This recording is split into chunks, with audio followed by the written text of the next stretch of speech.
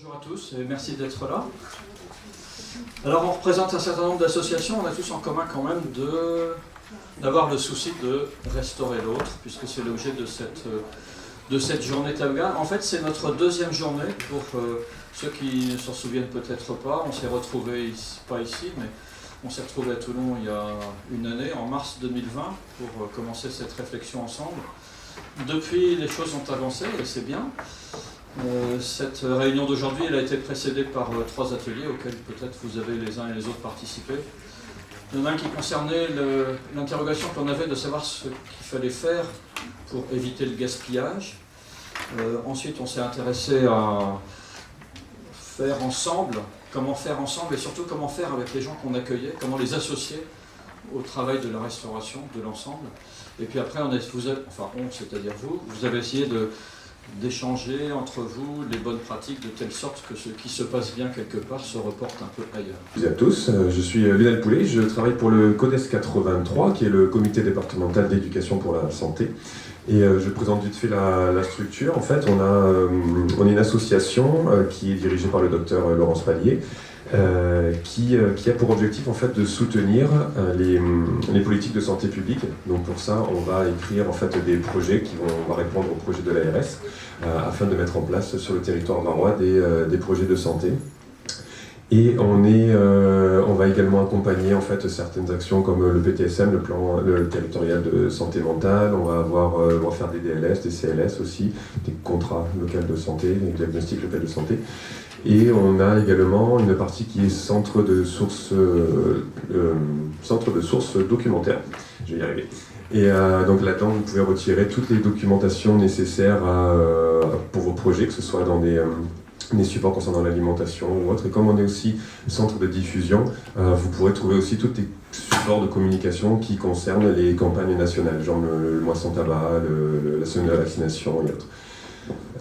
Et on a aussi du coup un aspect centre de formation, on est référencé à Datadoc et on propose différentes formations. Et pour préciser du coup notre présence aujourd'hui, c'est que comme depuis plusieurs années sur le territoire varois, on travaille aussi dans l'alimentation et la précarité à travers un projet que l'on appelle Restaurer l'autre, qui est une formation action que l'on met en place auprès des salariés ou des bénévoles de l'aide alimentaire et des personnes travaillant en fait avec un public vulnérable. On est là aujourd'hui parce que on a la chance depuis 2 ans de travailler avec l'UDV du coup sur le projet Tabga.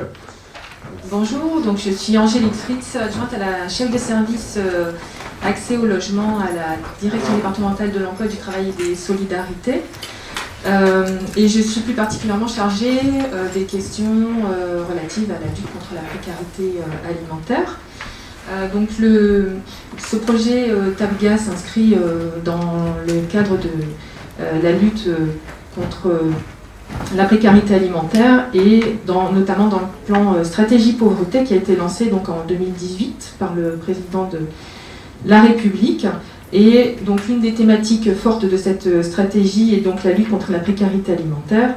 Cette question est d'autant plus prégnante depuis la crise sanitaire de l'année dernière.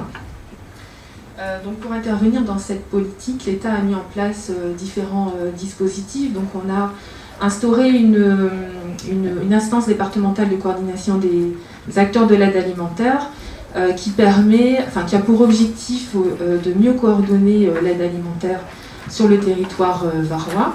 Dans ce cadre-là, on a mis en place un plan d'action qui regroupe différentes thématiques, donc un diagnostic qui va être réalisé par l'Agence Nouvelle des Solidarités active sur le territoire varois et qui va débuter là très, très prochainement.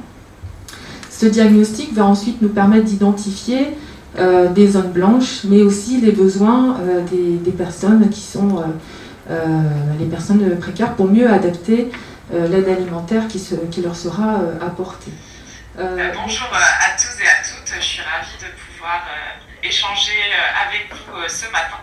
Donc, je m'appelle Marie-Amandine Vermillon, je suis psychologue sociale et cofondatrice de l'association Belle Bouffe, donc une association qui est à Lyon. Donc là, je vous parle depuis Lyon. L'idée ce matin, c'était un petit peu que je puisse revenir sur notre projet associatif et à quelle finalité il tente de répondre. Alors plutôt nous vraiment à l'échelle du territoire de la métropole de Lyon. Donc notre association Belle Bouffe, c'est une asso qui milite en faveur d'un système alimentaire plus sain, écologique et solidaire. Donc nous, on va parler de lutte contre le gaspillage alimentaire, on va essayer aussi d'aborder les questions d'autonomie alimentaire. Il faut savoir que sur le territoire de la métropole de Lyon et dans une aire à 50 km à peu près autour, on est autonome à 5%. Donc voilà, il y a une marge de progression qui peut être importante. C'est aussi de parler de transparence alimentaire parce qu'on est dans des systèmes alimentaires qui sont opaques. Donc voilà, comment on peut aller chercher, libérer de l'information sur ce qu'on mange. Et puis c'est surtout aussi de traiter les questions de justice alimentaire dans le cadre de notre projet. Donc, Monsieur le maire, Monsieur Hubert Falco m'a demandé d'être présente pour vous encourager et vous féliciter effectivement de mener ce travail. Alors, je vois que ce sont vos deuxièmes journées Tabga. Tabga, j'ai eu du mal à comprendre ce que ça voulait dire, mais en gros, c'est tout ce qui peut être économie alimentaire, tout ce qui peut être pour l'environnement. Et c'est vrai que dans la mairie de Toulon, je suis élue et chargée du CCAS, Centre communal d'action sociale. Et c'est vrai que nous avons déjà beaucoup réfléchi au gaspillage alimentaire, en particulier dans nos résidences autonomie. Je découvre, je suis Laurent Seux, je suis responsable au niveau national pour le Secours catholique d'un programme qu'on vient de lancer qui s'appelle Ensemble, bien vivre, bien manger. On est très fiers de ce nom de ce programme parce qu'on trouve qu'il y a un peu de tout dedans. J'en reparlerai un petit peu. En tout cas, c'était à l'initiative de ce programme, en fait, une réflexion à la croisée de plusieurs choses, mais une assez forte, qui est que l'alimentation dans ses différentes dimensions, et ça a été rappelé tout à l'heure, est certainement un des sujets, un des objets de possible réalisation d'utopie concrète, comme j'en parlais à la pause tout à l'heure, sur la manière de répondre de manière liée au cri des pauvres et de la terre, et entre ceux qui aujourd'hui peuvent choisir de manger ce qu'ils veulent parce qu'ils en ont les moyens, ceux qui arrivent à manger à peu près en faisant leurs courses normalement parce qu'ils ont des petits revenus mais ça marche quand même, et tous ceux qui aujourd'hui en fait n'ont pas d'autre choix pour se nourrir que de demander à manger. Et c'est une forme d'aide alimentaire à laquelle le Secours catholique contribue, qui est devenue massive et structurelle en France, puisque le nombre de personnes à l'aide alimentaire était de 2,6 millions en 2009, et qu'aujourd'hui on a dépassé les 7 millions de personnes qui sont à l'aide alimentaire, donc pas loin de 10% de la population française aujourd'hui, ce qui est quand même une question assez forte en termes de lien social même. Voilà, j'y reviendrai. Du coup, c'était quand même bien le but de cette journée, hein, c'était de dire que c'était un point d'étape et d'échange entre acteurs, de rencontres, c'est ce qui ressort. Moi, je veux dire que dans la formation, comme M.